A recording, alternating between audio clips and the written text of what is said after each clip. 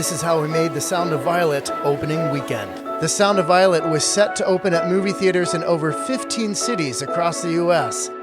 I would travel to 4 of them in 4 days on opening weekend to promote the film. First stop, Seattle.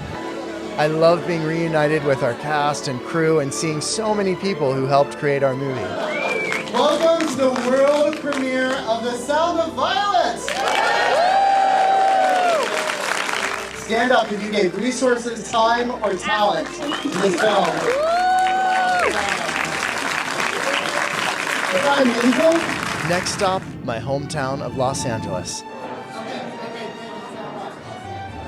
I took my mom and my wife to the LA premiere, and I loved having them be part of the evening.